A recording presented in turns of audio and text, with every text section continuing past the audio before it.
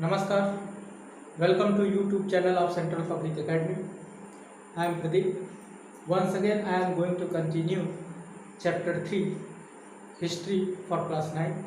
In this video, we will cover philosophy of Nazism, youth under Nazism, women under Nazism, and finally, schools under Nazism. So, let's begin with philosophy of Nazism. What was the philosophy? What was the vision of Nazism? किसका vision क्या था, उद्देश्य क्या था, किस ideology पर नाथसिज्म को propagate किया जा रहा था या नाथसिज्म किस विचारधारा पर काम कर रहा था, इसके बारे में. So we know that Nazi party के लोग, उनका जो आइडियोलॉजी था वो था रेशियल डिस्क्रिमिनेशन, नस्ली भेदभाव. जैसे वहाँ पर जर्मनी में एक तो नॉर्डिक आर्यन रेस से बिलोंग करने वाले लोग थे, फिर जीव लोग थे, कुछ सिंती और रोमा थे जो जिप्सी कम्युनिटी को बिलोंग करने वाले थे. तो इस तरीके से वहाँ पर रेशियल डिस्क्रिमिनेशन था.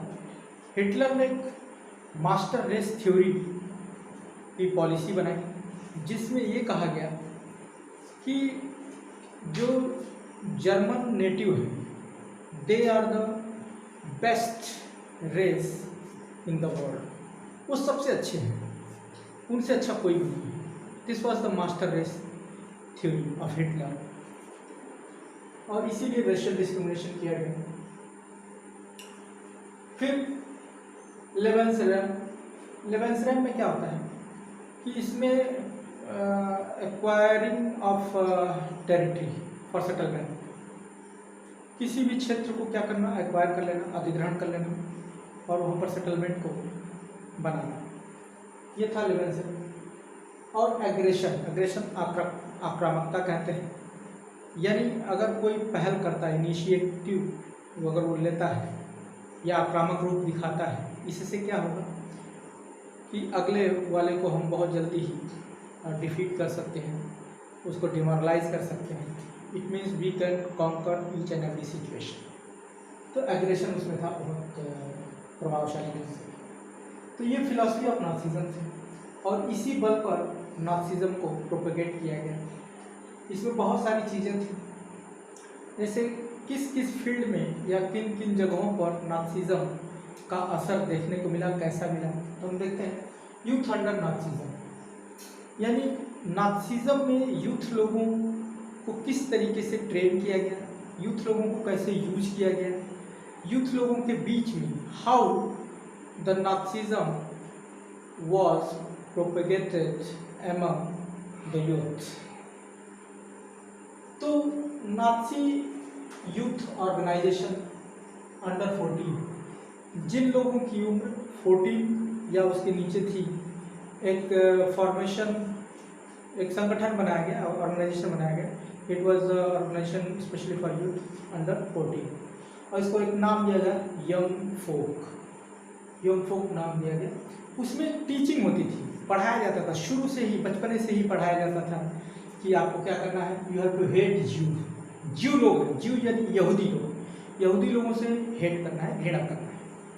वर्शिप हिटलर की पूजा करो एंड वर्शिप वार की भी पूजा करो, क्योंकि हिटलर या नाथसी पार्टी का ऐसा आइडियोलॉजी था, ऐसा मानना था कि war is the ultimate solution for settlement of anything. किसी भी चीज़ को सेटलमेंट के लिए, फैसले के लिए सबसे अच्छा विकल्प वो वार को मानते थे, युद्ध को मानते थे. कंडेम डेमोक्रेसी, निंदा करने को के लिए बोला गया, किसकी, डेमोक्रेसी की. आज के डेट में, आज की दुनिया ऐसी है कि डेमोक्रेसी को बहुत ही प्रायोरिटी इसको दिया जाता है. लोग चाहते हैं कि डेमोक्रेसी हो, क्योंकि डेमोक्रेसी में सबको बराबरी का अधिकार मिलता है.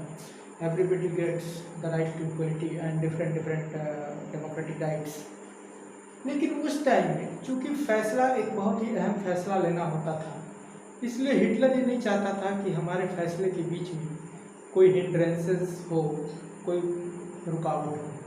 That is why he propagated that democracy must be condemned. Democracy की निंदा होनी चाहिए, there should be no place for democracy. फिर विमेन अंडर नाथीज्म, औरतों की क्या हालत थी उस समय। तो औरतों के लिए, खास करके गर्ल्स के लिए ये बोला जाता था कि girl should be a good mother, girls को एक अच्छा मदर बनना चाहिए। Girl should always marry to the German natives, I mean Nordic Aryans, उनको जीव लोगों से शादी नहीं करनी चाहिए। दूसरी बात, those who bore desirably healthy children, जो बहुत ही हेल्दी चाइल्ड को जन्म देती थी माताएं, उनको जो कि रिवॉर्ड्स दिया जाता था, उनको इनाम दिया जाता था। और those who bore unhealthy children, उनको जो है कि दे वर पनिश्ड, उनको पनिशमेंट मिलता था। इतना ही नहीं, वीमेन को हमेशा प्रायोरिटी दी गई, उन वीमेन को जो हेल्दी चिल्ड्रन जन्म देती थी, स्वस्थ बच्चे को। साथ ही साथ उनको मेडिकल फैसिलिटी भी दिया गया। ठीक ऐसे ही बस में, ट्रेन में, टिकट में कंसेशन दिया गया, जो अच्छे बच्चे पैदा करते थे। इसके अलावा मेडल की भी व्यवस्था की गई। उस टाइम में मेडल इसलिए व्यवस्था की गई to encourage mothers for bearing more and more children, ज़्यादा से ज़्यादा बच्चा पैदा करने के लिए माताओं को बोला गया, इसलिए ताकि जितने ज़्यादा बच्चा रहेंगे वो सैनिक के रूप में भर्ती होंगे, और इस तरीके से नॉर्डिक आर्यन की जो सुप्रीमेसी है वो प्रिवेल होगी, वो दुनिया इसको एक्सेप्ट करेगी। तो इसमें वो जो 8 चिल्ड्रन जो जन्म देती थी, 8 बच्चों को जो जन्म देती थी, उनको गोल्ड मेडल दिया जाता था। जो महिला 6 चिल्ड्रन को जन्म देती थी उसको सिल्वर, और ऐसे ही जो 4 चिल्ड्रन को जन्म देती थी उसको ब्रॉन्ज मेडल दिया जाता था, इसको एनकरेज करने के लिए। तो ये कुछ कंडीशन था वीमेन का। फिर ऐसे ही लास्ट पॉइंट है स्कूल अंडर नाथीज्म। स्कूल के क्या हालात थे?